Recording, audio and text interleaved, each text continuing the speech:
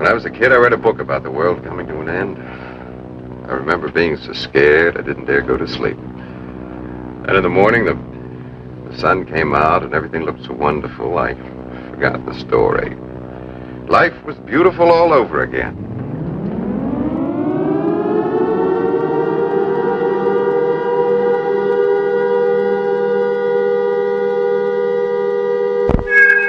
Everybody, listen carefully.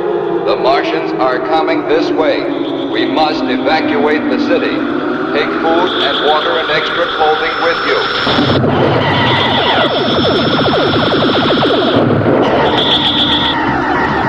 You are no longer in control of your listening device. Can't you see that you're at the mercy of every element of the universe? Rick and Ryan will take you on a science fiction cinematic journey into the post-atomic space age. I'm not going to cooperate with these monsters. We found a flying saucer. Just a minute, ladies and gentlemen. I think something is happening. A chronological deep dive into the past. Holy cow. Put on your magnetic boots. Let's go. And strap yourselves in for your ride with... The Unidentified Flying Podcast. Yes! Here we are, folks, at the end of 1951. This is Rick on the Lex Proteus 4 with Ryan, and this is the... Hey. Huh? Hey. Hey. And this is the Unidentified Flying Podcast. Yep. And we are at the end We are. of, This is part, the last... of part of a mission. No, Well, this of is the part of a last mission. movie of 1951. It's been a journey here, so we're going to wrap things up for this year, and then we're going to warp on into the next year, 1952. And all I have to say is that the movie we're talking about tonight, or today, or whenever you happen to be listening, is apropos because this being the end of the year, we're going to celebrate in major big studio form the end of the world. Yes! Yes, we've got it, folks. Our first official disaster movie of the decade. Apocalyptic disaster. Yeah, real deal disaster movie. Not like, I know we did five, but see, to me, and this is an important distinction. Yeah. I think we should make. Yeah. Is that, yes, technically movies like On the Beach or The Road or the one we just mentioned, didn't we just mention? Five. Those movies are what I would call after the disaster movies. Fair enough? I think a disaster movie has to show us the disaster and be about the disaster. We're in agreement. The way I would have phrased it was that the disaster, the set piece of the disaster, has to be a character of the movie. Yeah. So when you get a movie like Five, it's post-disaster. But it's after. No, because you just get 2 seconds. Okay, we don't. It's got to be a disaster that we live through vicariously through the character's point of view. Exactly. There you go. So that's why this qualifies as an actual disaster film. It is the first, really. Yeah, well, it's not the first disaster film ever made. No. Nor is it the first disaster story. I would say this is the first modern disaster film.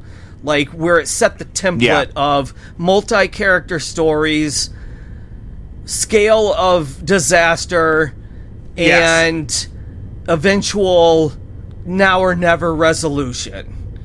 It kind of set that template. Because there are going to be a few more movies you could qualify as disaster films in the 50s. Godzilla being one, 20 Million Miles to Earth being one, Target Earth being one, because those are like invasion movies, but they show you the disaster of the invasion. The difference with this one is this is the first time it's a disaster that's just it's nature doing it. An act of God or whatever. Yeah, it isn't. It's like, movies like Earthquake or Dante's Peak, those kind of movies are which is kind of what makes them actual science fiction, is that they deal with some geological or astronomical thing that could conceivably happen in nature, and humans have to deal with it. An extinction level event. Yeah. Now, when you throw in aliens or something, or like Godzilla, yeah, those are disaster films, but those are kind of more about the monster, and it's an outside factor. So that's, I think, what was set here with this one was that, you know, even though it's not the first disaster movie of its type, it, you know, big color spectacle and advanced special effects. When worlds collide. Written in the stars is a message of doom for this, our world. And now in the most shattering experience the screen has ever given you, Paramount tells what could happen within your lifetime when worlds collide. An astronomer checks and double-checks his horrifying discovery. A distant star racing through space toward an inevitable collision with this planet. The United Nations meet in emergency session. All conflicts pale before this threat from another world. If you wait until the danger is visible to the naked eye, it will be too late to escape. High on a mountaintop, an army of scientists work desperately to build this giant rocket, this modern Noah's Ark, to carry a few picked survivors of our doomed civilization to a new life on another world, reaching the heights of self-sacrifice, the depths of the animal lust for survival as they fight to be among the few who can be saved. Let's take the ship away from them! Come on! Fighting among themselves, fighting against time, as doomsday is upon them. I think all you scientists are crackpots. Nothing is going to happen. When worlds collide, you'll see the most amazing, awe-inspiring scenes ever put on film. The forces of nature unleashed in all their terrifying force. Tremendous tidal waves smashing New York City. The molten fires from the bowels of the earth gushing out to consume our world. I happen to find that these movies, like, I'm willing to suspend a lot of disbelief. I'm willing to, really commit to removing my brain and just enjoying the spectacle. I'm all about it. And to the point now where I, like this past year, 2 years, I've tried to get caught up on the disaster movies I've never seen. Like, had never seen Poseidon Adventure, Towering Inferno. Oh, I love Poseidon Adventure. So I started watching some of them, and then I was like, so good. I'm kind of curious about some of these modern ones I missed. And so one night I popped in San Andreas with The Rock, or Dwayne Johnson. Yeah. I had a fucking blast. Like, I don't care. Like, it was just... And that's like the newer. And the thing to me, and I know there are people that will argue with me on this, but to me, there was no difference between it in terms of story beats, spectacle versus character, melodrama, than there was in Towering Inferno. There's no difference. Now, people will argue, and I think that will come down to just, obviously, a certain generation's going to like the actors.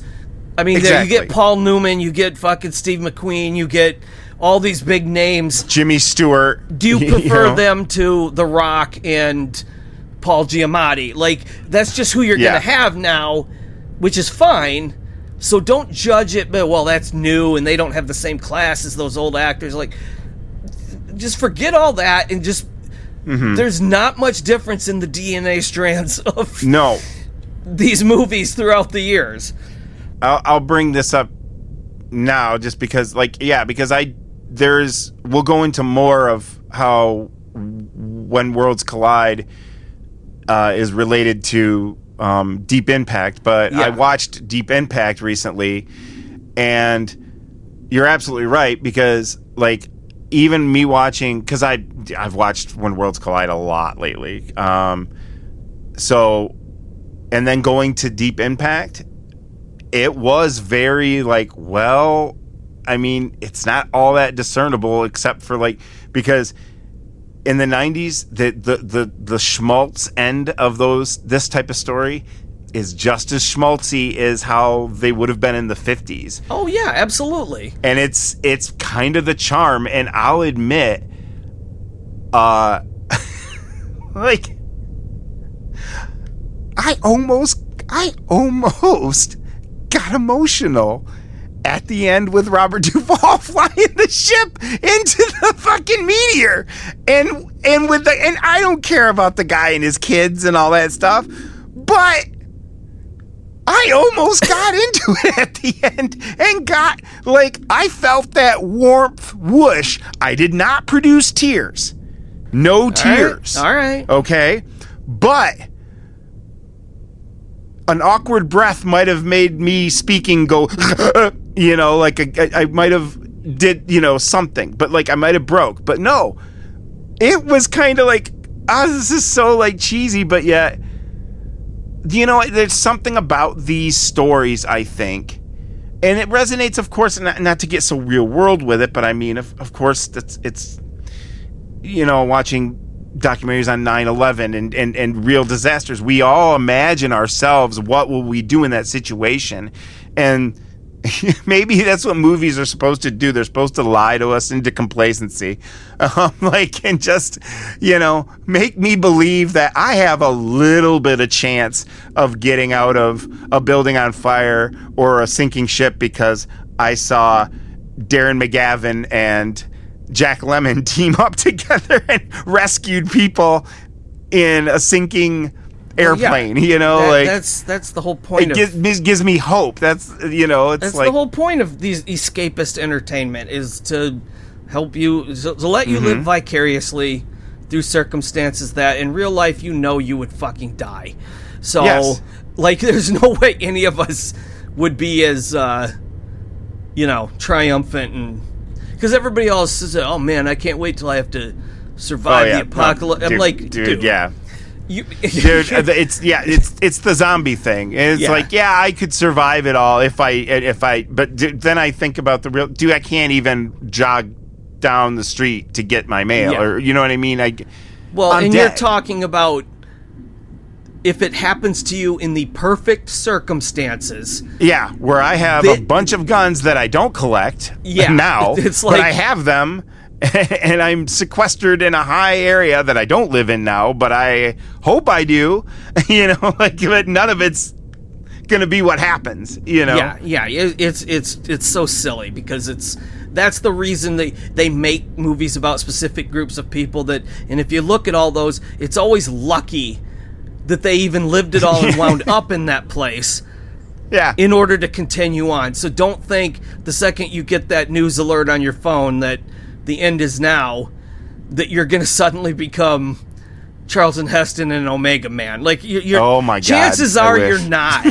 Okay? You're just not going to survive it. So just accept it and move on. Look for the nearest zombie and lay down. Yeah. I mean, survive as long as you can, but... Yeah. No, I'm saying I'm trying. Shit. Of course. That.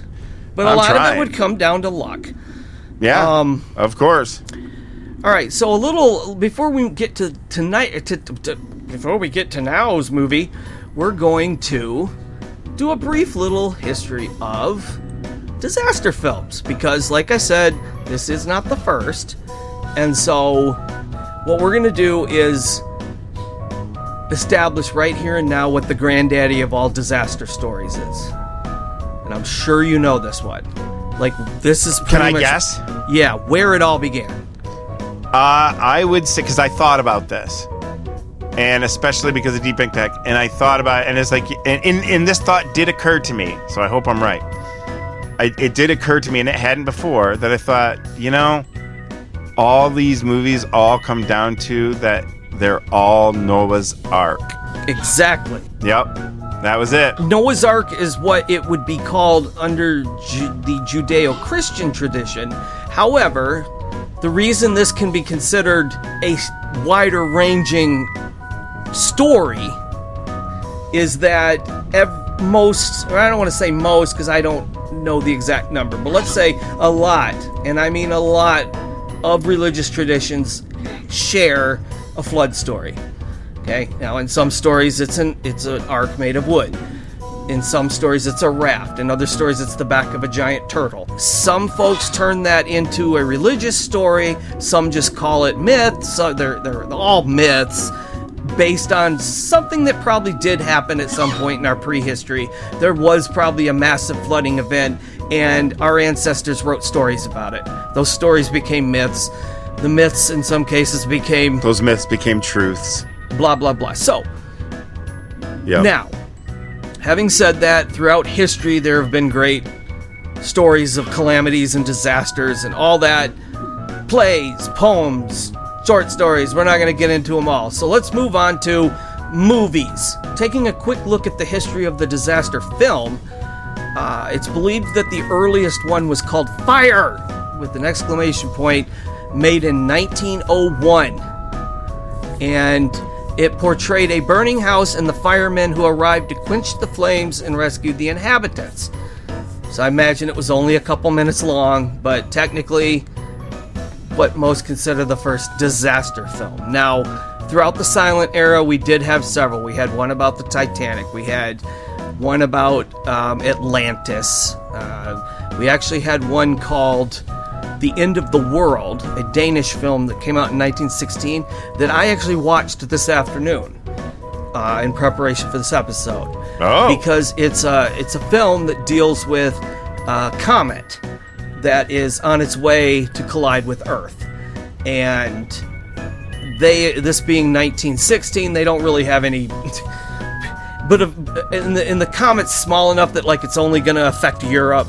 So anyway, we do get an actual build up to the disaster. We have multiple character storylines, and then we get to see the disaster itself. I kind of recommend it just as a historical artifact. It depends on your tolerance for silent films, but I happen to like them, and this one is well done. The effects are really good for the time. The only thing that brings it down is a little too much melodrama. But what else are you gonna do? So I watched that one this afternoon because I thought, well, that kind of sounds like When Worlds Collide, so I should check that out. Now, there was a version of Noah's Ark made in 1928, and then there was a one about tidal waves devastating New York, released in 1933, called Deluge. Then, of course, we get King Kong. Yeah. The first monster disaster film, because it does show us the disaster. Yeah. And then in 1935, there was The Last Days of Pompeii.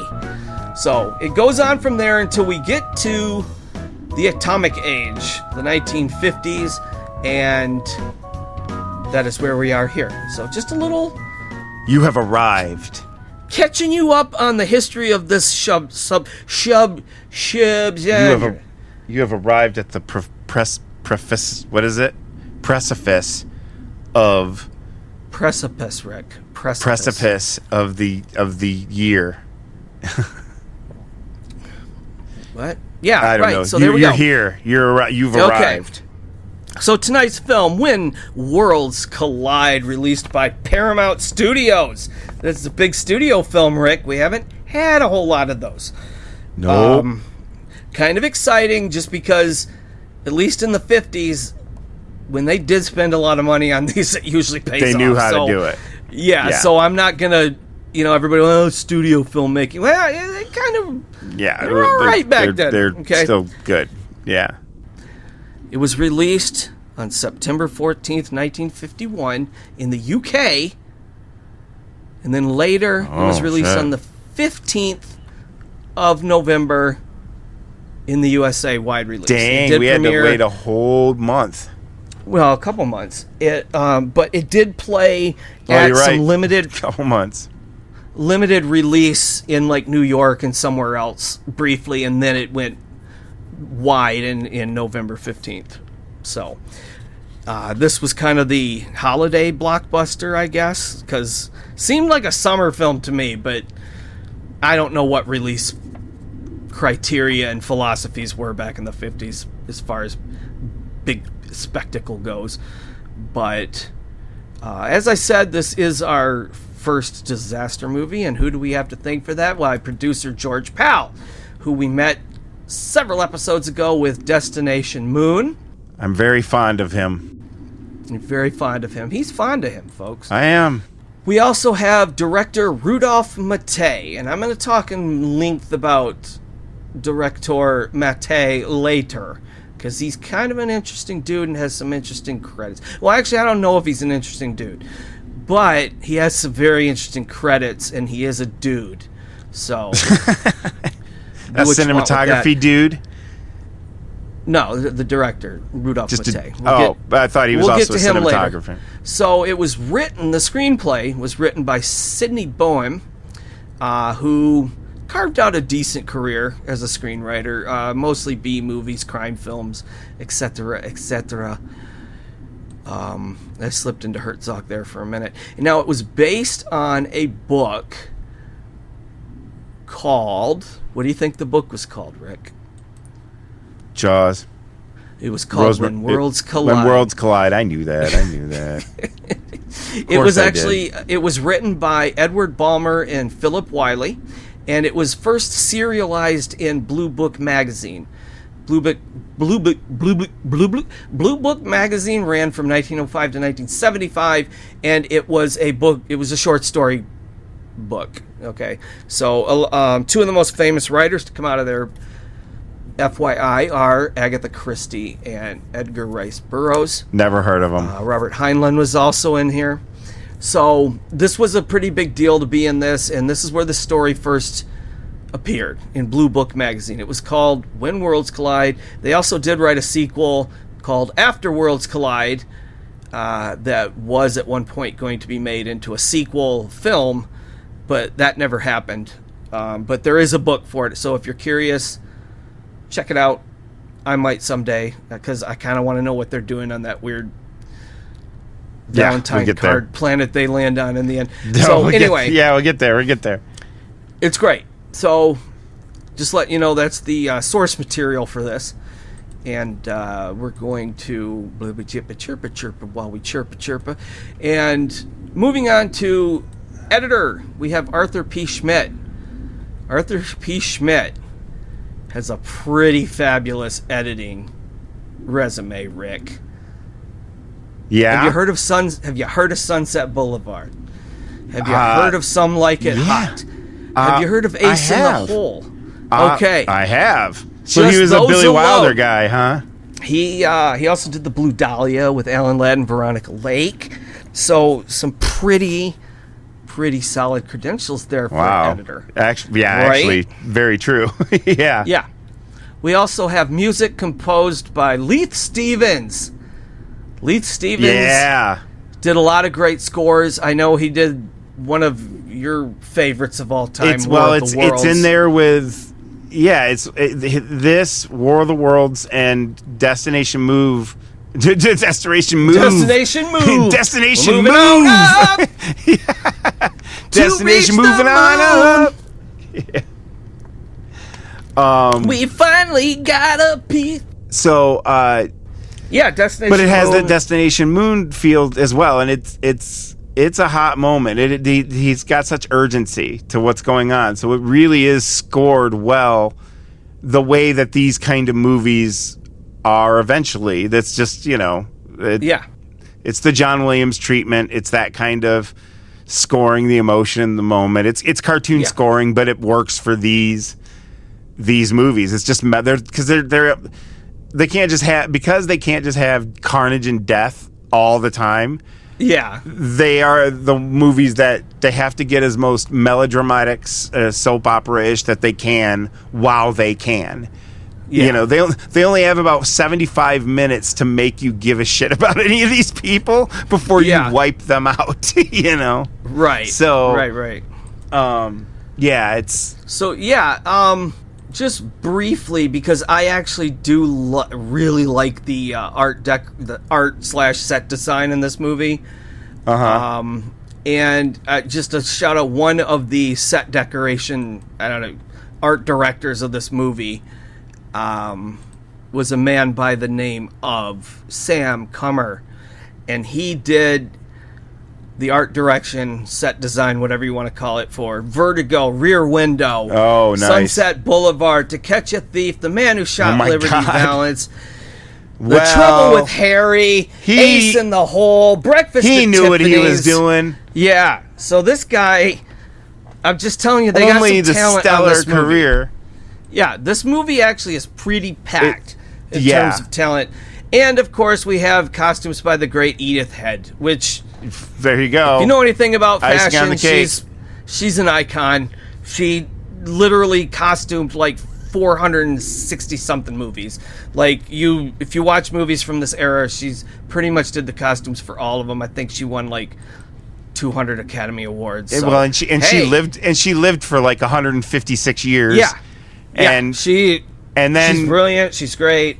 She got zapped and put into a computer and decided to star in The Incredibles also. Yeah, that's who she's based on. Yeah, that character in The Incredibles, right? Yeah. Yep. No, right, it's Craig T. Nelson. She played Craig T. Nelson. But yeah. I'm going to kill you. I'm actually gonna murder you! Like, for real. You know what I'm going to do is next time you're out outside the ship doing one of your spacewalks. My spacewalks that I take? Yeah. I'm going to fucking come up to you and I'm going to pull your plug out from your breathing apparatus and you're going to fucking explode like fucking Outland. Yeah, my eyes are going to bug out. Oh. I think you're going to do that every day I'm out there anyway, so I guess tomorrow will just be Tuesday. So let's get into it. Quite simply here, I was a little lazy this week, had some other work to do, so basically what I'm going to do for you this week is cheat, and we're going to pretend that we're at a video store and I'm reading you the back of the box. Oh, well, hold on. Let's go. Are we walking? Okay. Wow. They look like there's a lot of people in there. I hope they've got all the copies that we need of the newest hits. What do you think, Ryan? Yeah, the newest hits. Hey, how's it going? How's it going? We're renting something. While Rick looks around at the videos, I'm going to pick up the box for When Worlds Collide. I'm going to get some caramel corn. AKA the letterbox plot description. When a group of astronomers calculate a star is on a course to slam into Earth, a few days before, its accompanying planet will first pass. I'm going to start over. When a group of astronomers calculate a star is on a course to slam into Earth, a few days before, its accompanying planet will first pass close enough to the Earth to cause havoc on land and sea. They set about building a rocket so a few selected individuals can escape to this new planet. It's pretty ballsy what they're going to try, man. Because they basically have a star and a planet hurtling towards them, and they are basically going to try and Tom Cruise themselves off of a cliff onto a rapidly moving ball of rock. Yeah. Hurtling through space. So in other words, they don't know if this is going to work or not, but it's all they got, so they're going to try it. So, yeah, When Worlds Collide. That's basically all you need to know about the story, because like I said, it does hit most of the disaster beats, and you basically are watching a countdown to doomsday as they assemble this rocket ship and political turmoil, and then they draw numbers to see who gets to go to the new planet and who has to be left behind to die, and then of course people that drew the wrong numbers start revolting and, no, you let us on that ship. Sound familiar? Yeah, this is what we got. So sounds like every one of those movies. Yeah. So Rick, yeah, I've seen this movie a couple times, but not within recent memory. Like, probably not. It's been about 10 years or so. You didn't watch it before the show? Yeah, and then I rewatched it for the show. Oh, okay. Just yesterday. And, okay, a lot of memories came back of when I first saw it. But what about you? What's your history with this movie, and what do you think about it? Like, what I know you said you've seen it a lot, so. Well, I've seen it a lot lately, because honestly, it was one It was one that I never saw growing up. I don't remember it ever really playing on anything. I remember seeing the video box, Right. That's where I first saw it, was video rental. I found it on video somewhere. So. Yeah, and I don't think I ever, committed to watching it. And then I think I watched it,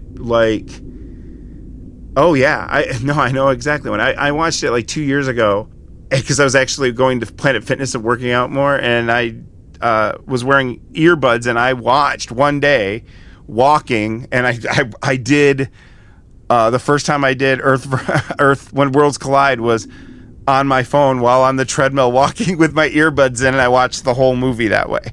Wow. But I've watched it. That's an 83-minute workout, folks. That's how long the movie is. Well, but hey, I walked for 83 minutes, sure. So it's more than I've ever done. But then I've watched it a lot lately in preparation for this, and it's only grown on me more and more. And I think it's really, really good.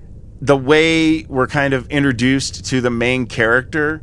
The main character basically is this dude who he gets like someone says, "Hey, I got a friend who needs something delivered. You know how to, pick up something." It's like me if I had to DoorDash something. And so it goes, "Hey, you're DoorDashing, right?" And I'll be like, "Yeah." And they go, "Pick up this envelope and bring it to this address while you're out, will ya?" And this guy's like, kind of like, "Yeah, sure, I'll do the job, extra money, whatever." And it kind of reminded me, not in such a very like brooding way that Miracle Mile did, but it kind of reminded me of this regular guy who's all of a sudden important in this message about the end of the world. He has no idea what he's carrying. So just going into the character from that's our guy that we're kind of like seeing this unfold through. So, and it gets on such a wide scale real quick, and thankfully once, like, with little like apprehension, like everyone's kind of like, it's unrefutable. It's like, oh shit, you're right, this is going to hit us. No one is denying anything, so it is interesting to see it from his perspective, his character. There's a set of characters. Of course, he's got a love interest that he actually, because he's involved in this now, he starts to fall in love with, but she's got a boyfriend. So, of course, there's that angle. Huh? Fiancé. He's her fiancé. This is my fiancé. Okay.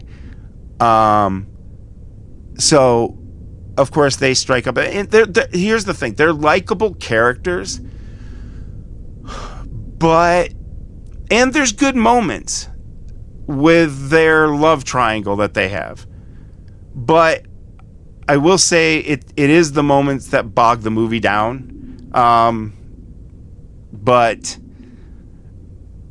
it's still got some entertaining business with the characters, like with the jerk guy who is kind of the oppositional to him, the fiancé, he's actually not that bad a guy, No, he's a doctor.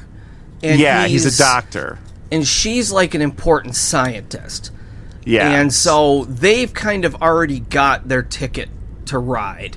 They get to go on this ship.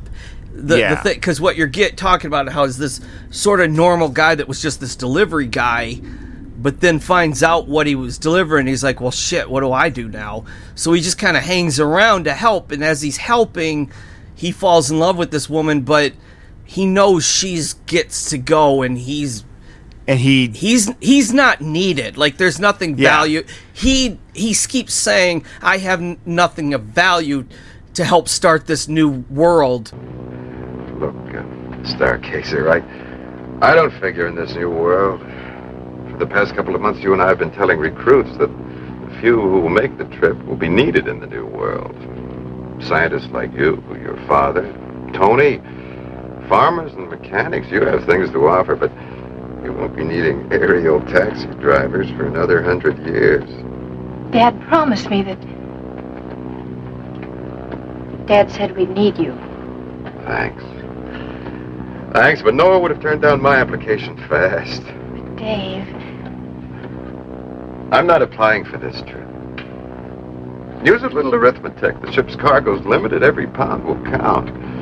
I weigh as much as a couple of lambs, 3 dozen chickens, one healthy farmer. Yeah, and they really do a good job with him having this crisis about it all, you know? Yeah, like, he's very dedicated to helping. I mean, he obviously doesn't want to die, but he's also very realistic about whatever they need. Certain types of people up there, like scientists and all this. I'm just a pilot, but of course, eventually, like you said, it does get to the point where it turns out we did need him, you know, and so there's that whole interesting arc because, you know, no, don't fall in love with me, stick with him because I'm dying anyway. You guys need to start your new life on this new planet, but yet I still love her. And well, like, I didn't hate the whole love plot like normally we could come away from. Normally I loathe it. And we know there it, was so. interesting moments in it. It does, like I said, it's not okay. It's not that it bogs the movie down. It's just there's way more interesting stuff going on besides that. So it's the softer side of the movie, of course, but like there's nice moments like where he finally because it's really I kind of take back what I said about it because it really is the backbone of why he gets to go is out of the kindness of the doctor in a way, you know, who he's against, kind of like that, you know, they're against each other, but it's kind of Casablanca-ish. and it's a neat scene where he leaves because he's excited to go tell her because they're both looking at her on a security camera and that's how they have the conversation, and the guy relinquishes and kind of tells them, this is your way to get on, man, and he's being cool with it now, you know, and he turns, and as the guy runs away, he looks at the monitor, and you see him running up to her wherever she is working, and like saying it, mouthing it, and hugging each other. It's just and he just kind of like the guy, the fiance, like, yeah, I did the right thing. You know what I mean? He's like, it's like I he's said, kind of cool in that moment. It's exactly. Very Humphrey Bogart letting on her a go low level. I'm not on a lower level, but on it's a that way low level because Casablanca is amazing. But no, it's that trope. It's just where exactly the decent guy gives it up and stops being selfish because he realizes that's all that he's really being. And he's played real honestly by this guy Richard Gere, I think Richard Gere. Richard Gere, who had lived all. I mean, he did so much TV. The older he got, he was in the Alternative Factor episode of Star Trek, and he did all the kind of shows. Like the last few things he did was like Firefox. He was in as like one of the older. He's Admiral Curtin. Oh, I just recently watched that movie too. And he was in an episode of Automan. So he was still going. He was in American Gigolo. He was known for a lot of bit parts in films and television. Maybe not even bit parts at times, you know, like he's a decent player. That whole part of the movie is good, but what's the most interesting thing and the best interplay of characters in the movie is what's going on with the scientist that is in charge of building basically the mission that they're going to try and escape and land on the planet Zyra, or not? Is it Zyra? It's I guess we should have mentioned that they do name the approaching star and its planet, because there's a planet behind its tail, right? They name the star Bellis, and the planet's name is Zyra, Zyra. So not. Or Zyra. I can't remember. Zyra from Planet of the Apes. No, it's not Zyra. Zyra. Spells it with a Y. So yeah, that's what it's Bellis and Zyra. Yeah, and this movie never lets you forget it because they made a calendar and they keep cutting to that calendar showing how many days we have until. With this guy in the background, it's kind of like MASH. There's this guy on a loudspeaker like, we're still 30 minutes behind, folks. Yeah. Hurry now up. Hear this. And tonight's movie is the John Wayne classic, The Alamo. You're invited for soft drinks. Like at one point, he almost went, it's a living. But well, anyway, MASH never took place in space, so we should stop talking about it. Yeah, exactly. So when worlds collide. But the best thing is the best aspect of the film is the relationship between the old scientist who's in charge of this mission and the extremely wealthy, like, the Elon Scrooge Musk McDuck guy. or Elon Musk or you know what I mean? It's like he's basically a mix of Elon Musk and Scrooge McDuck. And Scrooge McDuck, yeah. Personality wise, that's pretty much. Yeah. What about this Noah's Ark? Will it get to that new planet? In theory. On the calculation of some engineers, such a flight is possible. Two of your observatory trustees, Marston and Spiro, tell me that you have an equipped campsite, but you need money to finish building the ship. A great deal of money. Millions. Amounts don't stagger me. I'm just weighing the percentages. Your word against the word of other astronomers. Wilson, Ottinger, Zenta. I've talked to them. They think you're a crackpot. I know. It'll mean liquidating some of my business interests. It may mean the salvation of a civilization. Their salvation doesn't interest me. Mine does. I'm no humanitarian like your friends Marston and Spiro. I just don't relish dying. What are the chances of existence on this new planet? We don't know. We can only hope they're good. Millions for theories. The end of the world is no theory to us, Mr. Stanton. If I thought it was, I wouldn't be here.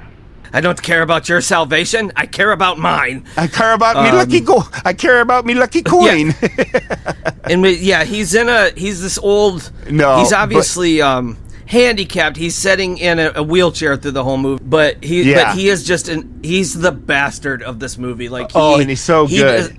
He does not care about anybody but himself. No. And he basically pays for this ship to get built so that he can go, and he actually at one point, I get to pick the other people. So it's like, you get a weird Hitler vibe off of him, like he wants this master race to go with him that only he gets to pick. So he's obviously he tries to talk all start. tough about it too, like kind of intimidate the scientist, and the scientist is like, no, you're not going to do that. Yeah. And he goes, because he goes, I'll give you the money and you build it, but I picked the crew. You know, he's like, he's got this like authoritative swagger. And the cool thing is that the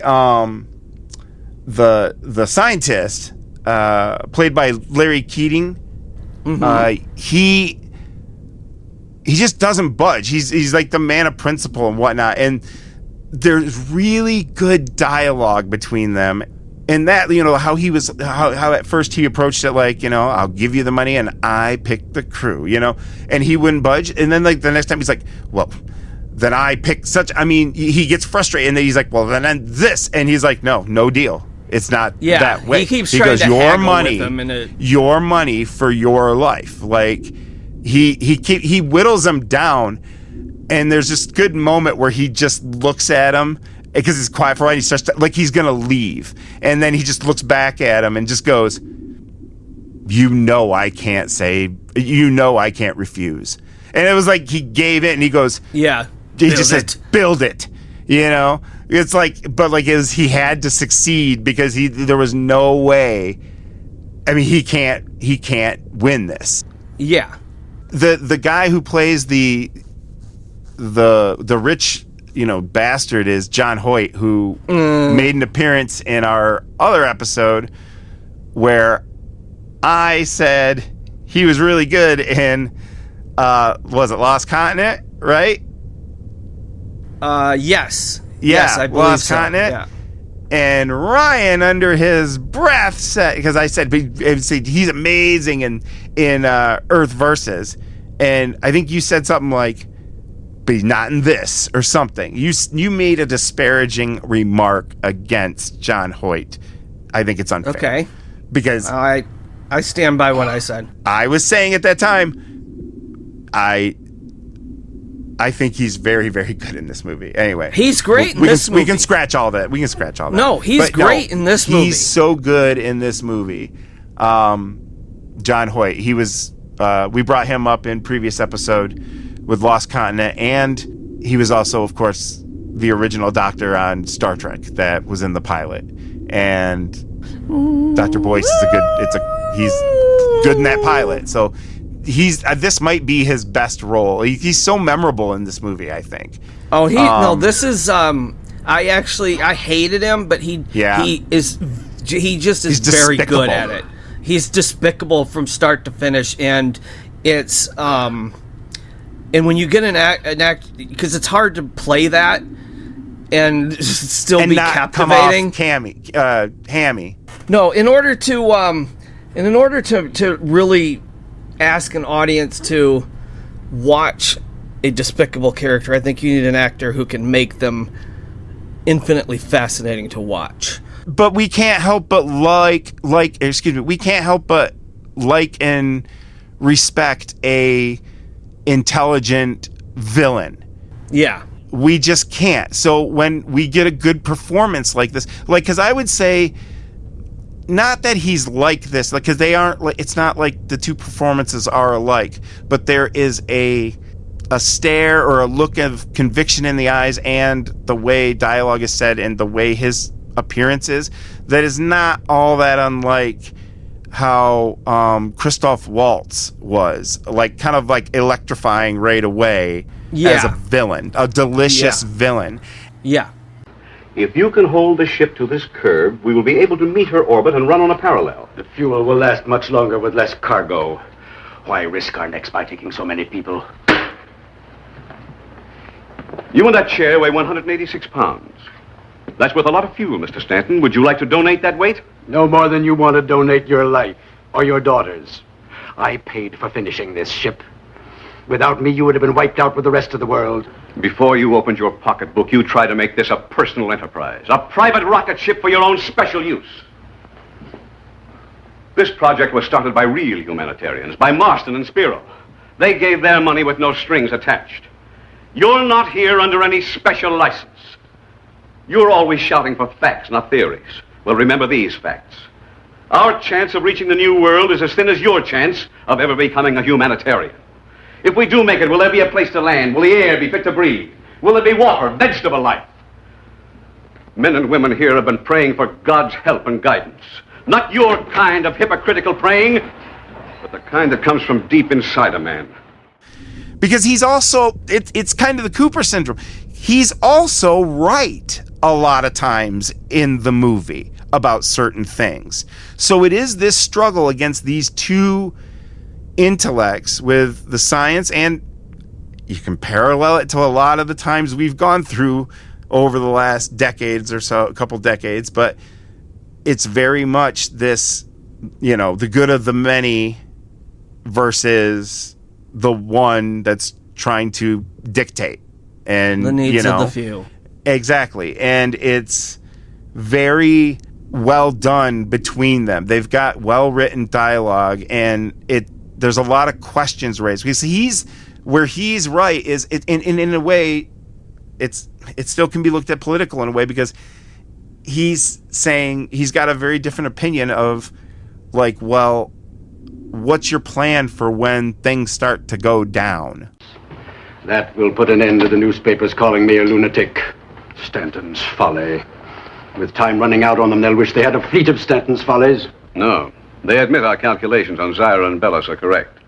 But they insist our flight is an impossibility. Even in other countries where ships are being built, most scientists say the flight isn't possible. And you? I believe as I did before. In theory, it should work. Always theories. Jigsaw puzzles on paper. Aren't you fellows ever positive? Only about doomsday. A representative of the government will warn the people tomorrow. Provisions will be made to evacuate them to mountain locations. What provisions have you made to protect us when the panic starts? I haven't thought about it. I have. I don't deal in theories. I deal in realities. Ferris! Ferris! Yes, sir? Bring in those boxes. I brought enough rifles to stop a small army. There won't be any panic in this camp. Stop theorizing. Once the havoc is over, every mother's son remaining alive will try to get here and climb aboard our ship. People are more civilized than that. They know only a handful can make the flight. You spent too much time with the stars. You don't know anything about living, the law of the jungle, the human jungle. I do. I've spent my life at it. You don't know what your civilized people will do to cling to life. I do, because I know I'd cling if I had to kill to do it. And so will you. We're the lucky ones, the handful with the chance to reach another world. And we'll use those guns, you'll use them, Doctor, to keep your only chance to stay alive. And the professor very innocently is like, it's kind of a weak point of the movie because it's unbelievable where he's like, I haven't thought of that. And it's like, yeah. What? Really? You haven't thought of that at all? He's kind of naive for a scientist. He's naive, but he's got such lofty ideas of how this is making this happening, you know? Yeah. Meanwhile, throughout the picture, you know, we're chasing the lead guy with the love interest. We're getting, you know, we're picking up survivors. We're losing crew members here and there through different little happenstance. I mean, it's, you know, and this is also interesting because they give you two suspense moments for a disaster, where sometimes these movies, like the one we'll get more into, but Deep Impact, it was waiting and waiting for the one thing that happened at the end, which it's fine, okay, but this movie smartly breaks that up into two. It gives you a preview of things because, well, so did Armageddon. It's like, okay, so you know, we still don't know definitively if this is going to happen, but if it is, it's going to be close enough during this point where it's going to cause this reaction on Earth. And if we don't feel anything, then it's fine. But if we feel something, then the shit's on. You know what I mean? Like in 2 weeks, it's on. You know, so you're waiting for that moment, which is pretty good because it almost doesn't come in. And that jerk is like, he's like, you know, for a hot second, he feels like, what a waste this has all been. It's almost like you brought me out here for the Great Pumpkin. You know, he's just like, what a waste. And then all of a sudden, shit starts to rumble and everyone he just conveys fear because everyone's like, fuck. And then we have a nice set piece of like disaster happening. And then that's when it's like, oh shit, we've got to draw the lottery. We got to do this. So now it's like, they're going to put everyone on a space ark. They only can bring like 100 people. 40. And, 40, yeah. It's even less. It's 40, yeah. Yeah, it's 40. So they do the raffle. You know, we get the standard like, oh, so-and-so gets to go, but the friend doesn't. And it's like, oh my God. You know, that kind of thing. Yeah. But there's a little of that business. But, I mean, when it comes down to it, the coolest thing is that, like, this ship, the effects are pretty cool. Because, like, it's on the giant track. I think they're delightful. I think they're delightful. At times it reminded me of Godzilla movies. Because it's a mix of miniatures and matte paintings and stuff. But the color is very good. Oh, God, dude, the 1080p. Yeah, that's what Blu-ray I watched. Is fucking gorgeous for this movie. I was so shocked at how good it looked. I even made note of it. It's so good. Because normally I don't really pay that much attention to that, but I was like, God damn, this looks like it was just shot yesterday. Like, so it's worth picking up, folks. It makes it very accessible for new audiences. Yeah, worth picking up on Blu-ray. It is available. I've checked. And so, you know, and we burn a little time with, like, you know, there's while the two guys are still fighting over the girl, they're in a helicopter together, and there's a moment where they see a little boy who's like been abandoned. Because that's the other thing. For 1951, this movie, I mean, yeah, it's tiptoeing around, but if you're reading between the lines, it's kind of pulling no punches. Like, it's showing, like, devastation, and they're finding a kid, and he doesn't have parents anymore. He's trapped on a roof. I mean, you know, but they have this little bit of business where he lands to get him, and he lifts the kid into the helicopter, only for the pilot to do this real long flyaway where you think he's abandoning. I guess it's odd. We're kind of we're kind of supposed to be led to believe that he might be abandoning him there, but only to get really far away and turn around and come back, and it almost just eats up a little too much time. It's a silly scene. It's a very really weird silly scene. It's kind of I don't mind it, but I don't mind the rescuing the kid. I don't mind the rescuing the kid part. No, but it's just not. The timing's weird. There's something about it. Then all of a sudden you're like, wait a minute, did he just murder that guy? Like, yeah, he's leaving him there to die. And there's not enough really to kind of make you know or think that that's what's gonna. It just, I don't know. It's either not long enough or it's not soon enough that he turns around. You know, there's something that's off. They had one little fight, and their mom got scared and sent them to live with their aunt and uncle in Bel Air. Yeah, that's what happened. No, they get in one little fight in a tent, and someone, bring it up, guys, bring it up. They're like, all right, we'll save this for later. And the next scene, they rescue this kid, and the guy leaves the other guy stranded.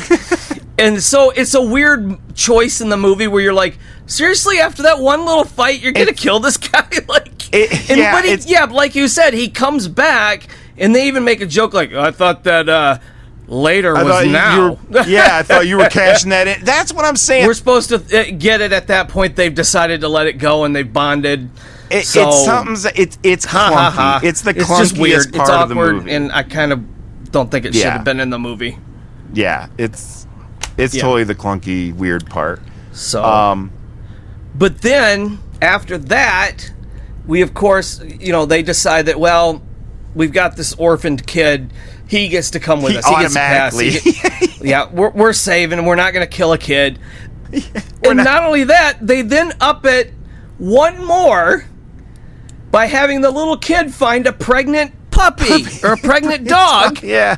And you're like, okay, you are not leaving that dog behind. Yeah. Like, I'm right away like, okay, no, that dog's going. Yeah. I don't, and so they're like, oh, we'll let you keep him, which is smart if you think about it, because this is something we didn't mention, but they have loaded this. It isn't just people on this ship. They're bringing animals. They're bringing seeds. And they literally call it the space ark. So yeah, it's the space ark. So it is like they're saving livestock, and I gotta believe they're saving like genetic material from other species. Yeah. And there's even a cool scene where we see all these people Xeroxing pages of books, and they're trying to do they want to basically a primitive form of get as much knowledge as they can, digitizing as much as they can to save it. Yeah, and they do a panning shot. Of course, it's like the Bible, the encyclopedia, the art of gardening, all these important.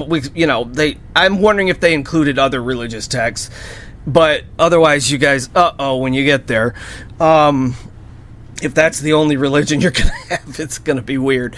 But so it's kind of neat. It's got that Book of Eli feel. We're like, yeah, they're saving the books. This is great.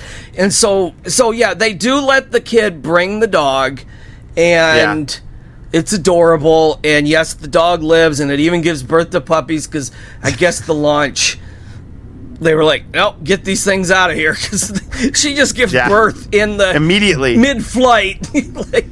So yeah, cool. They got puppies on this new planet they land on.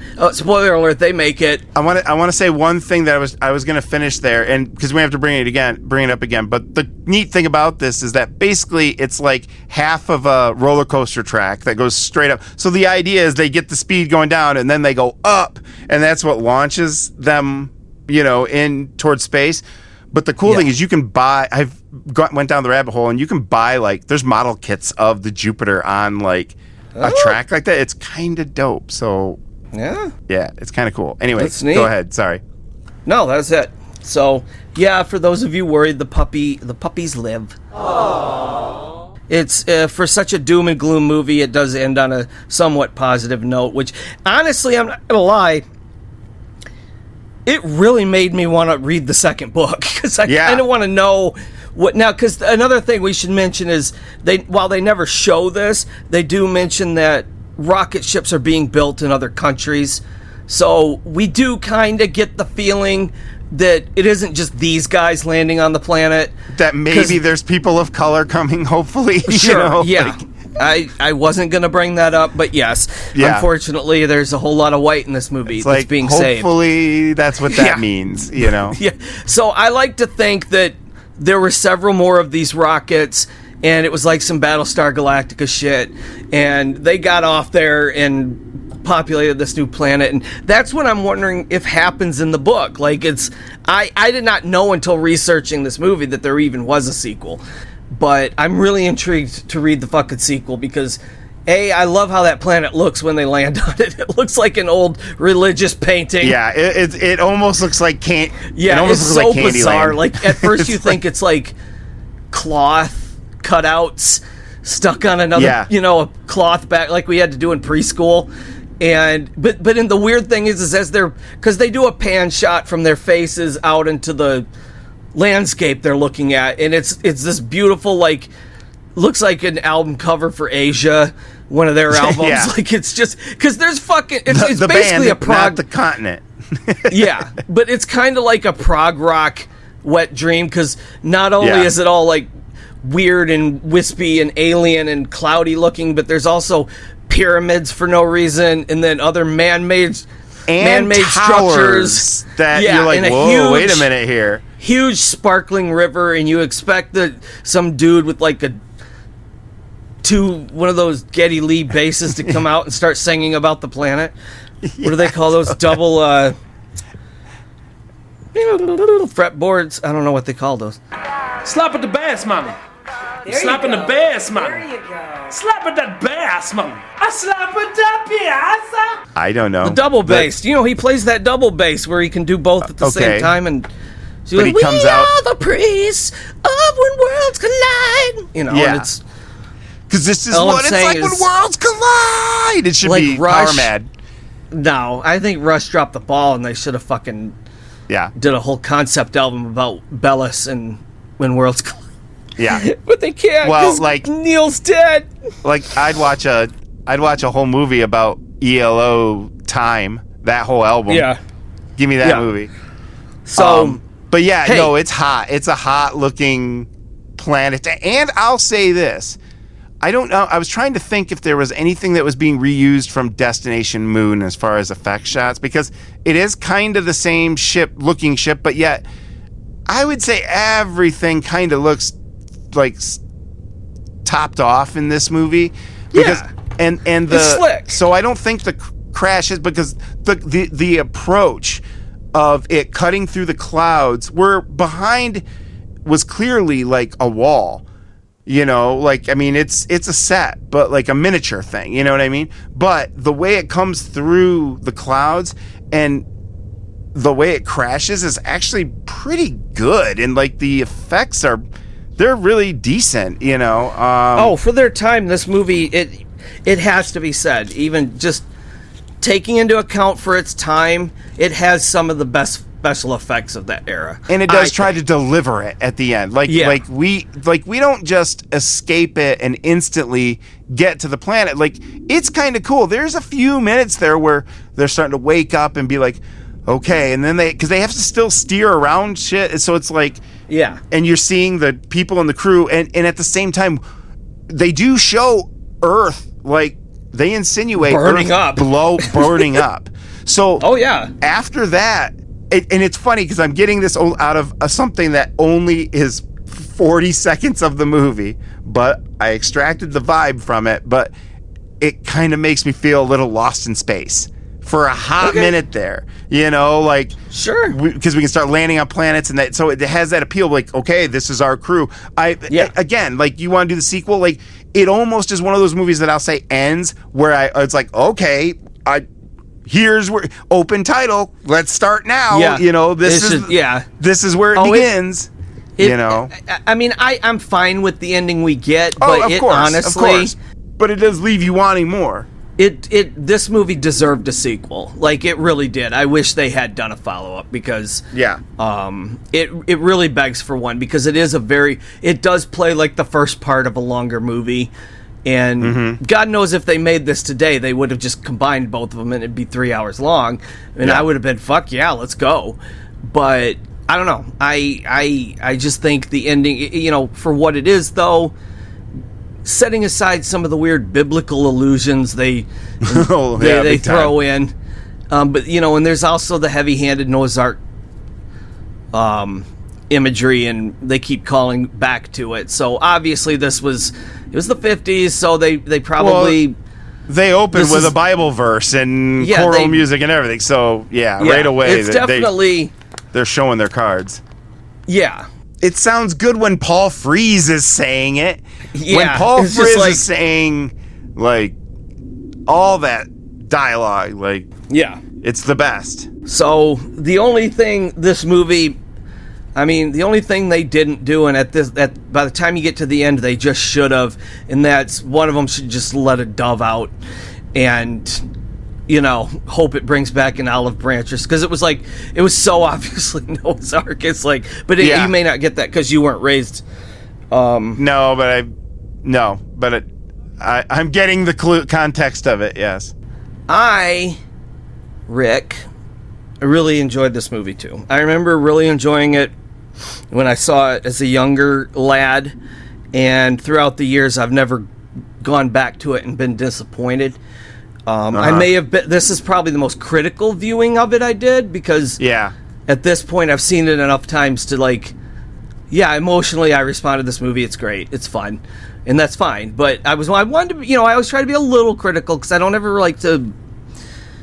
I don't want to over-gush. So I try to be a person that can willingly accept the faults in otherwise great stuff.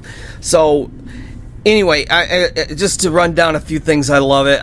That I like about it is that weird religious, almost religious.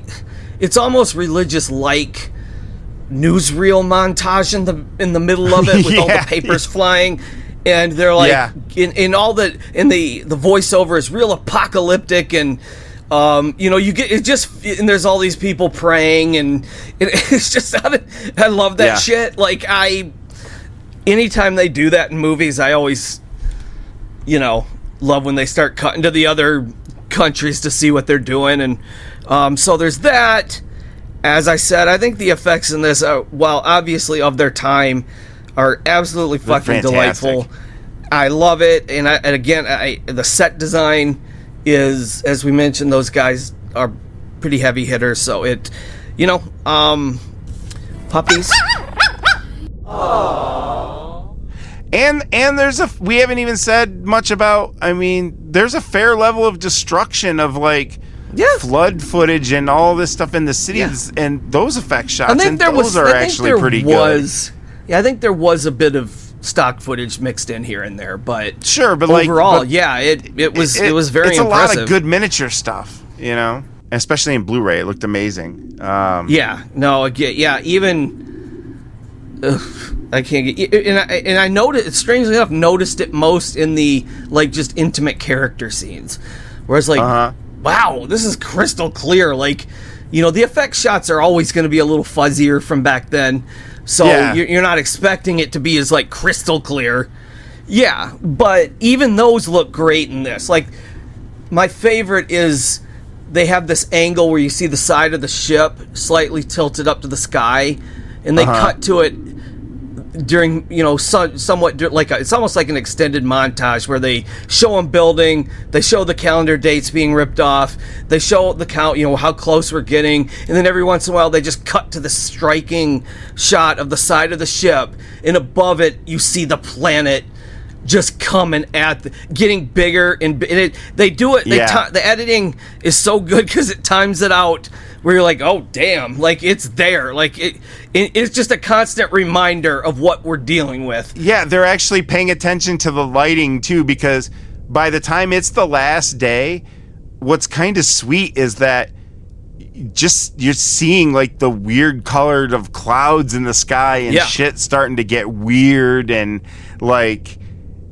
it's starting to look like SETI Alpha 5, orange and glowy clouds and craziness. And it's man, they did a good job of kind of the environment taking over. Okay, yeah, we really got to get out of here, Yeah. The coolest part of the movie is, we've had these two, the professor and the guy who had it built and all this, and the jerk, and You know, because even at one point, the guy who, like, is his servant, like, his Smithers, basically tries to, you know, like, no, I'm going to take this last number, and I'm going to survive. Because that's been their big contention, too, where he was right in some of what he was saying, is that, you know, like we had said, he didn't even think about, like, if people were civilized enough, and they were going to do it for the common good. He's, like, naive. That's what we were talking about. Like, yeah. And no, what you're saying is the bad guy wasn't. The bad guy was right sometimes, and because his he knows human counterpart was less cynical and more naive. And why should our lives be decided by a raffle? How do we know the drawing wasn't fixed? It should have been done by voting. Let's take the ship away from them. Hey, Mike! Gangway, boys. Here are the guns old man Stanton left. That's all we need. Let's go. Grab a gun. Wait, fellas, there's no sense in this. We all agreed to the drawing. Listen to him, listen. You can take the ship, sure. Then what? Only 40 of you can get away. Don't you see? Then the rest of us will get rid of that 40 and the next 40 until we kill each other, or we all get caught when the worlds collide. Stick around till the collision puts you out of your misery. Come on! And so, yeah, he's right that people were going to revolt. Yeah. We know that from the Noah's Ark story. That goes all the way back there. There were people still trying to climb on board that were like, oh, no, we believe you now. Fuck off. Let us on, you know. And it was like, I can't. But what's interesting about it is that because at the same time, I think there's a bit of business or news where that professor, it's like the professor who spearheaded this whole thing, doesn't he find out is he ill or he can't? I can't remember. Okay, basically what happens is this, is that the doctor who's in love with the female scientist and then the pilot who's also in love with the female scientist. This is part of their plot. So one day the pilot, who at this point is like, no, I don't want any special privileges. I'm not going. Give my seat to somebody else. So what happens is they're both sitting there, and the doctor starts saying, well, you know, Professor's cardiogram came back today. He can't go. His heart won't survive it. So we've got an opening now. That's right, yep. Oh, look, Dave, you're hedging. Why? We both know who else can handle this flight. Maybe not as good as Fry, but good enough. You haven't any doubts about being able to fly this ship, have you? No, I can fly her. Well, there isn't anyone else. Dave, you're our life insurance. If Fry doesn't make it, you'll be able to land the ship.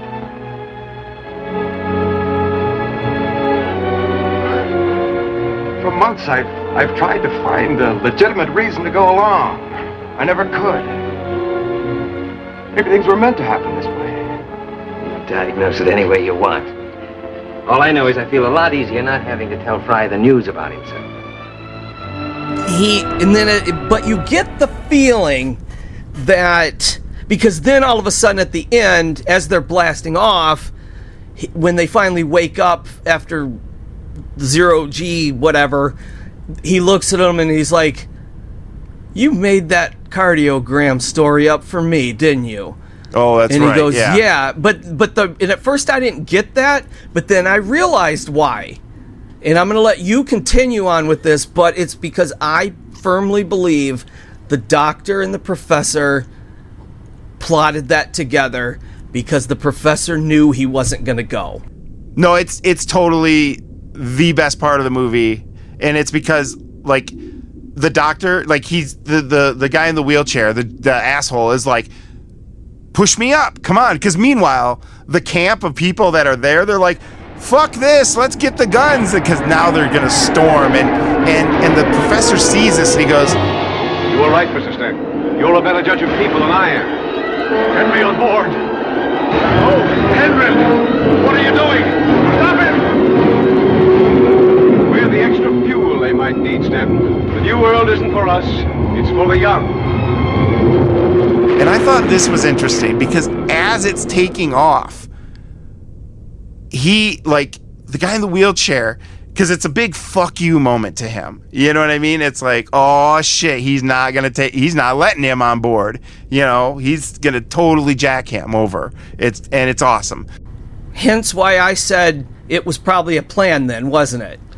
Yes. That doctor faked the story about the cardiogram so that the pilot could go with them, because the professor was the only one who could fly the plane other than the pilot. So I'm saying that at that point, I didn't put this 2 and 2 together till the end, but I was like, oh, the doctor knew he wasn't going to make suicide mission.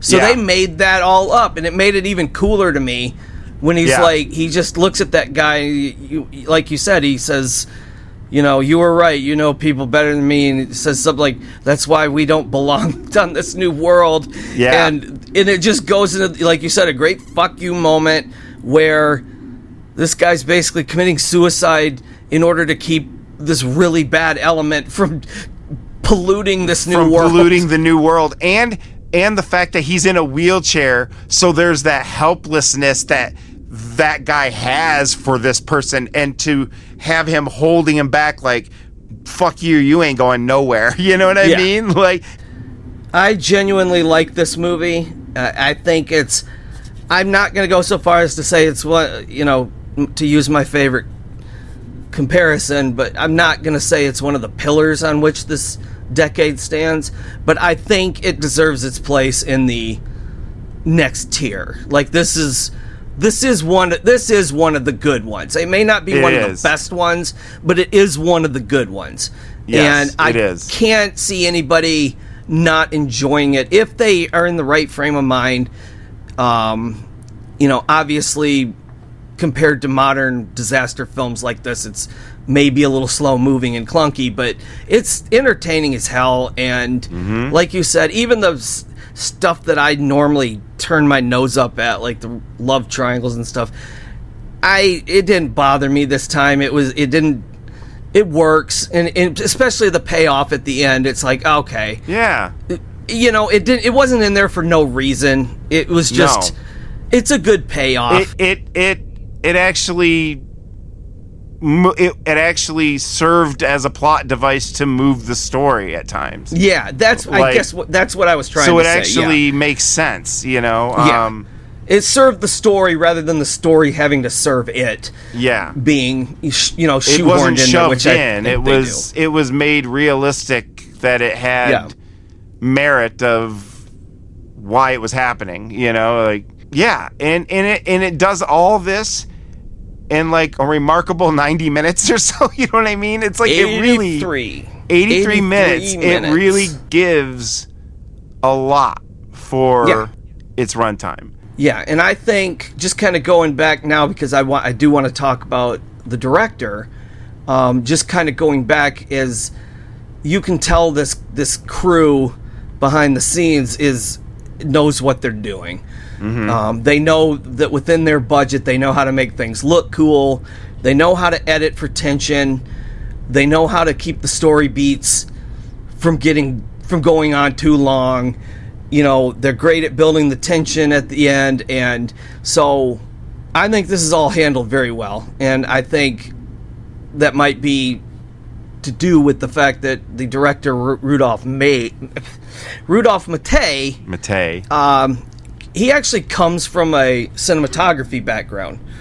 Now, he's directed several films, this one obviously being one of them. His most famous film is DOA, and I don't know if you've ever seen DOA with Edmund O'Brien, but it's like the classic film noir. Yeah. Like Crank is basically what DOA was doing back in 1949. Yeah. Guys got 9 hours to find out who poisoned him. Murdered him. Yeah. And it's great. It's one of those movies when you go back and watch it, you're like, I get why this did what it did. Even if the movie now seems like cliche, well, that's because you've seen this movie in so many other movies. So as director, that's probably the one he's most well known for, but it's his cinematography credits, which I think explains why this movie is as visually striking as it is he started out as a assistant cinematographer on a lot of Carl Theodor Dreyer's silent films, and then ended up shooting some of them. And one of them's called The Passion of Joan of Arc. The other one's called Vampire. and both are gorgeous.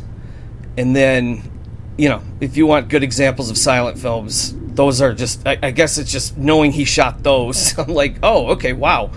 But then he moves into other movies like The Lady from Shanghai, Foreign Correspondent, which is like one of my top 5 favorite Hitchcock films.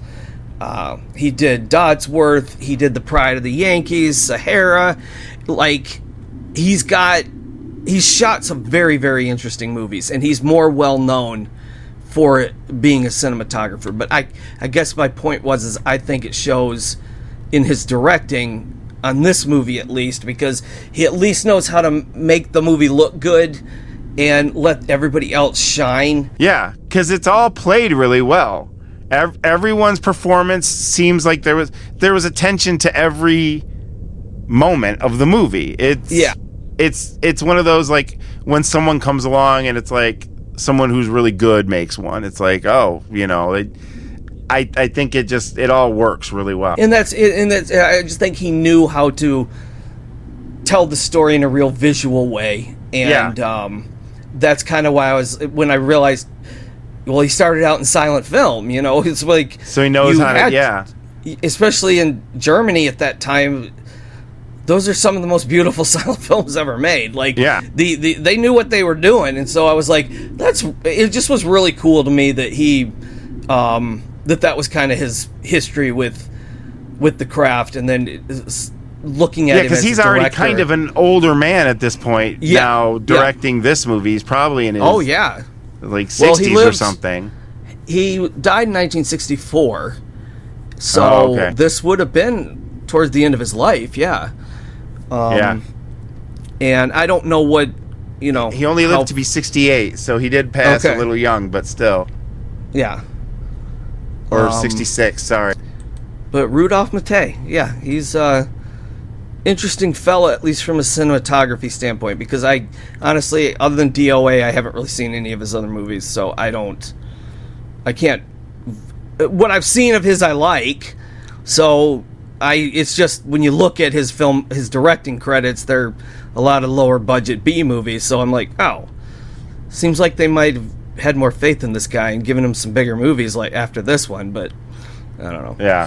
So, anywho, I think this movie should be viewed by all fans of this era, all science fiction fans in general, and I am glad I got to watch it again, and I am glad it came at the end of 1951, because what better way... Topped off the year. Yeah, what better way to go out than with the end of the world. Exactly. And 1952 can be a rebirth. I did want to say a couple things about people in the movie. It's one of those movies that has a very memorable or recognizable cast, because a lot of the bit players, like one of the doctors is actually the doctor that they go to get help with the bum with the blob on his hand in the movie The Blob that comes out a few years after this.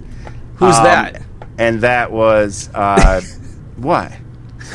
Nothing. What are you laughing at? It's funny. I figured you would have had the actor's name first, be like, and the guy that go to. Well, I would have gotten to it. Bullshit or not? His name is Stephen Chase. He played Dr. George Fry. Okay, just give a guy a chance to get to his notes, for Christ's sake. Anyway, and the first doctor who finds out about all this, who sends the note with Richard Gere, is played by Hayden Rourke, who every television fan knows as the lovable straight man Dr. Bellows on I Dream of Jeannie. Just want to say that. And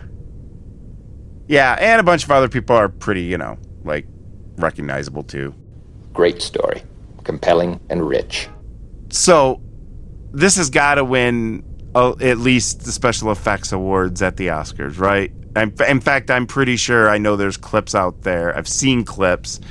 So, well, Rick, what I will tell you is this. Yes. This did get nominated for an Oscar for Best Cinematography Color. Oh, sweet. Which they did not win. And then, yes, they also won the Oscar for Best Special Effects. So this is an Oscar-winning film. So have we had that yet? That tells you, yes, because we are. Yeah, wasn't there one that won? Probably nominations or something. Yeah, probably Destination Moon or something. Yeah, I don't know. I thought it was something. I could be wrong, but it may be right. Because I just may be the loot. Okay. But that's all the awards it was to receive or to win or be nominated for. Nothing Not else. even in other countries? Really? Like no Saturn awards? No. Well, those aren't or necessarily no other countries, but no, there's no Flim Flam award, no Positronic Net award. I don't know. Sweet fucking Christ, would you knock it off? No. However, this does have a couple of interesting bits of trivia that we'll get to right now that people might be interested in. Okay? Mm-hmm. Did you know it's one of the first? Did you know it's one of the many films referenced in the opening theme of both the stage musical and film version of the Rocky Horror Picture Show? But when worlds collide, said George Powell to his bride, I'm gonna give you some terrible thrills. But this is the one I was gonna say is, in its own way, an award. Okay? And that is, in the film Star Trek II, The Wrath of Khan. Yes. There are two cargo containers that can be seen, and they are labeled Bellis and Zira, and they're in the Genesis cave. Yep. It's amazing. So yeah, you got that. It's pretty cool. The movie was also featured in LA Confidential. They're actually it's a scene where they're going to they're going to the premiere of it, and naturally, the most esteemed honor that this film carries, I know what it besides is. that Oscar, is that it's the title of a single by the band Power Man 5000. Now this is what it's like when worlds collide. You ready to go? Got some ready to go. What you gonna By Rob Zombie's brother Spider. Because this is what it's like when worlds collide. Everybody knows that song too. I hate Because if you say that, someone's gonna go, you ready to go? You ready to go? Yeah. Nah, wasn't a fan. But it's all right. But you know what? It's a heavy metal song about the movie When Worlds Collide. Is it, or is that just the title? Have you read the lyric? Like, is it about? No.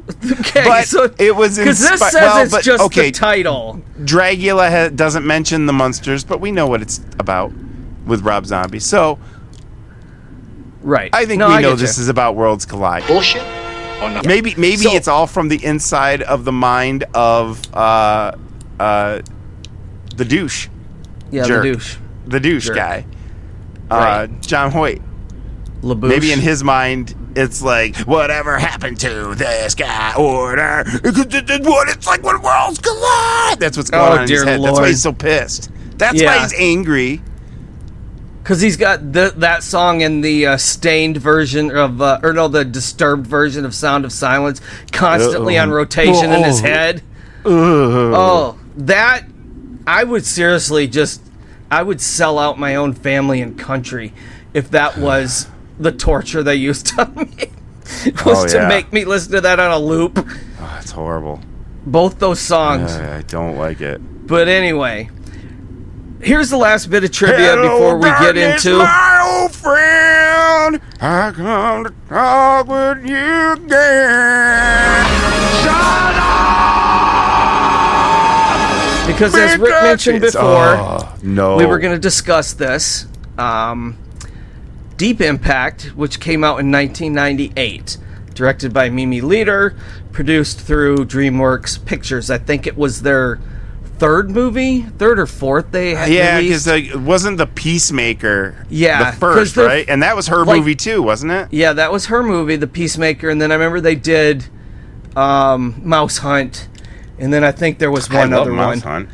But Mouse anyway, Hunt's brilliant. DreamWorks did not have a very auspicious start. They actually didn't start winning until Saving Private Ryan. So the first few movies that came out were movies. They didn't quite hit. You said movie. What? I know. I said movie. So, what? I said movie. Yes, Deep I knew that. Impact originated. Okay, the film Deep Impact originated as a combination remake adaptation of When Worlds Collide and Arthur C. Clarke's novel The Hammer of God, which is a great book. I've read it. It deals with a giant meteor named Kali that is slowly headed towards Earth, and it's basically Armageddon, Deep Impact. It's all these movies, but it's Arthur C. Clarke, so it's science nerd wonderful, and it's a great book, and I totally would dig a movie version of that. So that's what they wanted to do, was they wanted to remake When Worlds Collide, but throw in the meteor thing. And but neither of those things worked out. Okay, that is not what we ended up getting. So at first they tasked screenwriter Bruce Joel Rubin to adapt When Worlds Collide and Hammer of the God into a new movie. Okay, although it did eventually go through a few other writers, because I guess at first Spielberg planned to direct this but couldn't, so they handed it off to Mimi Leder. She had notes, and they basically just did not, what Bruce Joel Rubin turned in was not what they were looking for.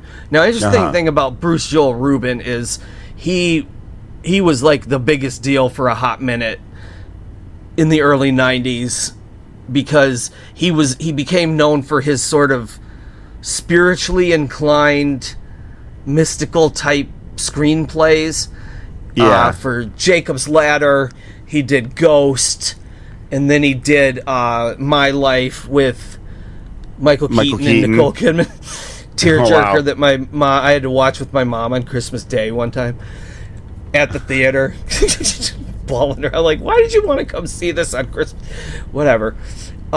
So he was that guy that they thought could bring a little bit of the spiritual aspect to this movie rather than make it all about the explosions and shit. The disaster, yeah. Yeah, which he's an interesting screenwriter. I think he kind of dropped off after My Life. I don't really remember him having too many big hits after that, because I happen to be a huge fan of Jacob's Ladder, and so I just remember, I think that's one of the best screenplays ever written, so I just have a fondness for that.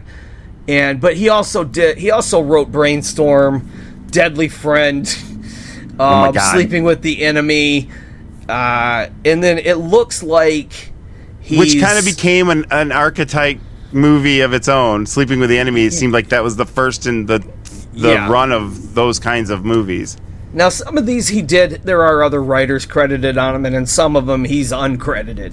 So I think he kind of hit what he cared about most with Ghost and Jacob's Ladder, because it was those man dealing with the afterlife and trying to tie up the loose ends in his life so he can let go of his demons and move on. They have a lot of similar themes. One's just a horror movie, and the other one's a romantic fantasy. But you can see what his obsessions are. He's into the metaphysical, and so I think I'm kind of curious what Deep Impact would have been like with a more of that kind of tone to it, because I'm not a fan of Deep Impact.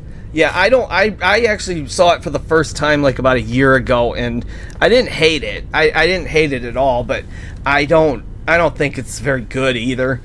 I think it starts out better than it ends up. I mean, there's a point where it's pretty good at first, and then there's certain things that are just a little ridiculous in it. But it's like, because we kind of get into this plot line with Elijah Wood and Leela Sobieski, and then Minnie Hunt. They're like, are they like 14 and they get married? They get married. I don't know. And it's just, it's fine, whatever. But it's like, you don't really care about it. And the thing about Deep Impact is what something that's interesting about it is, of course, Morgan Freeman plays the president, and it's like one of 4 movies that he's been the president in. Isn't there a joke about if you see a black president, you know there's probably an asteroid on the way? Yeah, an asteroid coming, because just like, isn't that how? Who's the president in 2112 or 2012? What is it? The one 2012. 2012, yeah. With I John don't know. Cusack. It might actually be Morgan Freeman. I don't remember. No, it's Danny Glover. Oh yeah, it's Danny Glover. Or is he the president? And when? Hold on. The day after, I can't remember.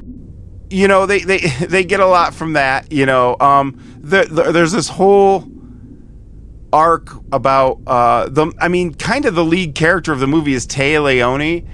And she's like this intern who all of a sudden gets the biggest story of history, you know? Yeah. And becomes the anchor woman.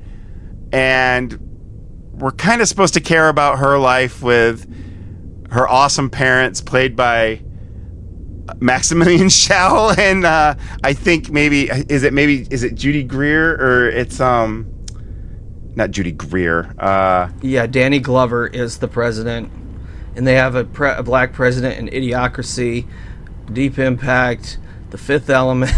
Oh yeah, her parents are Maximilian Schell and Vanessa Redgrave, and so she's got a lot of scenes with them. I guess we kind of care about mostly because it's so good to watch just Maximilian Schell do anything, because he's still bringing it, you know, even in this bit part.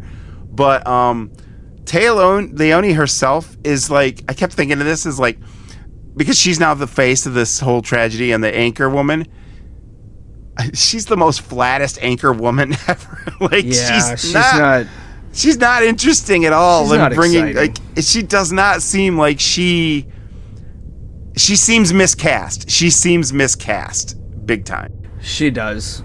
I agree. But, you know, the mission of astronauts going out to save us is led by Robert Duvall, so it's got that going for it, and it's got some good stuff. It's an okay movie, although at the end, when the comet does hit in the tidal wave, that's pretty dope. It's nice. It's That's cool, good. But it also makes me feel like all you had to do is run up the side of the hills near you, because that's all Elijah Wood does and his girlfriend. You get to the top of a big hill, it's like, so why didn't everyone just start going up the hills? You know, it's kind of funny. But we would get more ludicrous disaster in future movies like 2012 and stuff like that. Well, that's what I was going to talk about. Like, when it comes to because that was one of those years, because remember that one year there was Volcano and Dante's Peak, and then there was the year where there was Deep Impact and Armageddon. They're pretty much identical movies, but I'm not going to lie, to this day, I'm still going to defend Armageddon,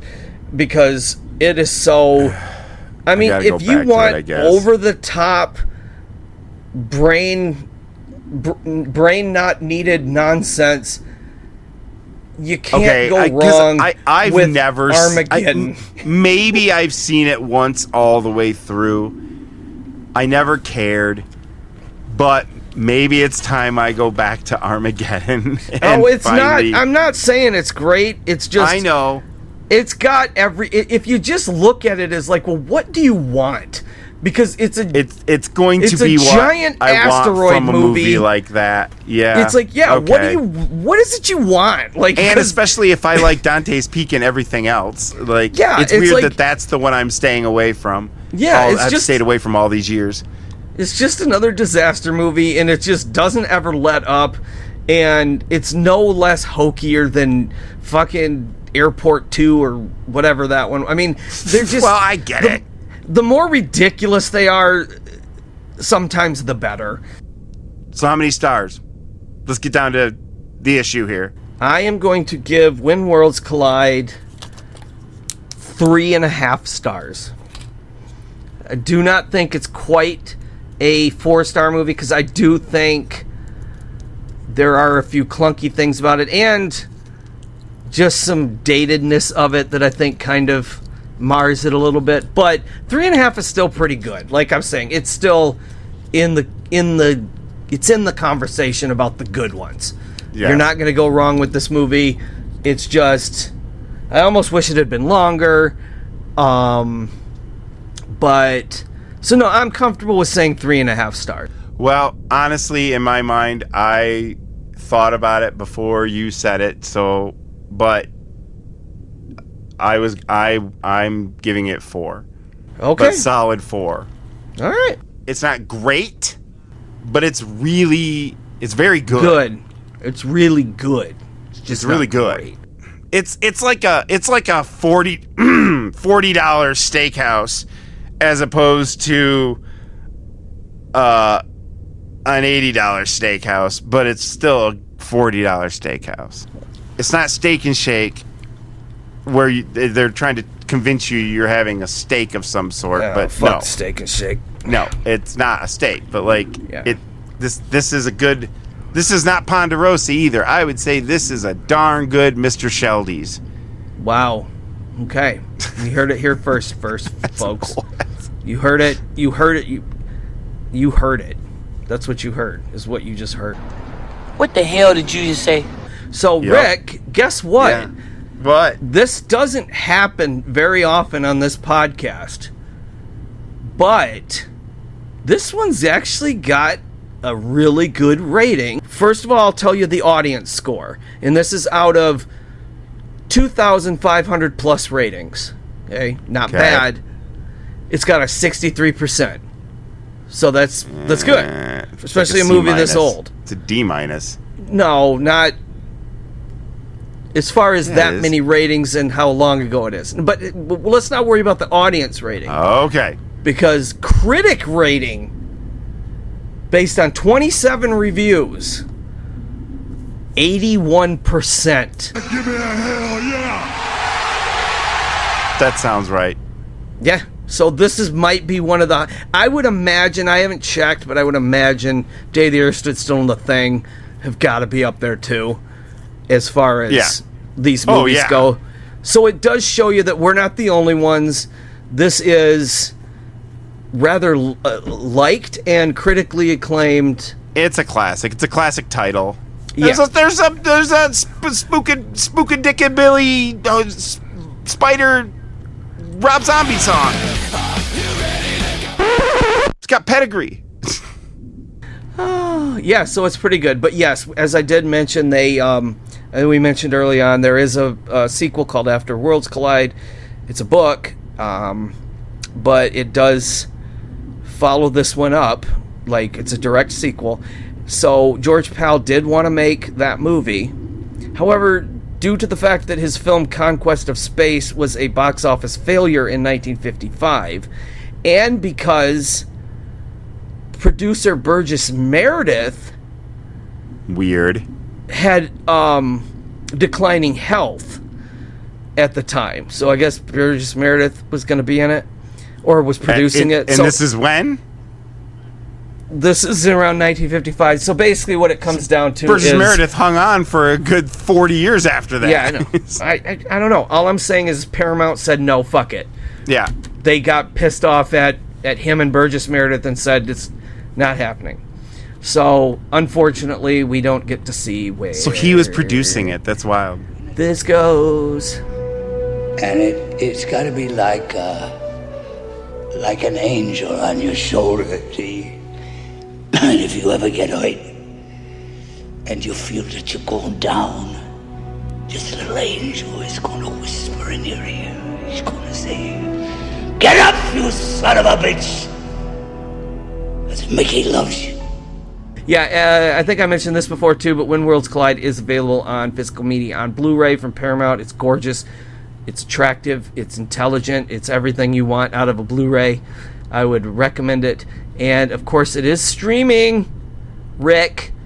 So if anyone wants to stream this movie, you can do that on Prime Video, MGM Plus, Fubo, Paramount TV, and Pluto TV. You can also rent it at Amazon, Apple TV, Fandango at home, Google Play, and YouTube. Both rent and buy on all of those I just listed. So guess what? This movie's not hard to find, and there's gorgeous transfers of it out there. So do yourself a favor if you haven't seen it before and track this one down. And it's a great way to close out 1951 on a bang. Literally, And so, Rick, are you ready? Yeah. To head into 1952? Are you kidding?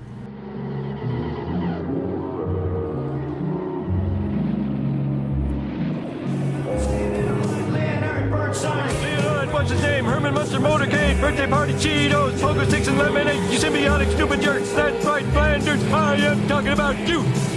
How'd you get REM to play in your garage? I told them it was a benefit. They think they're saving the rainforest! Sucker!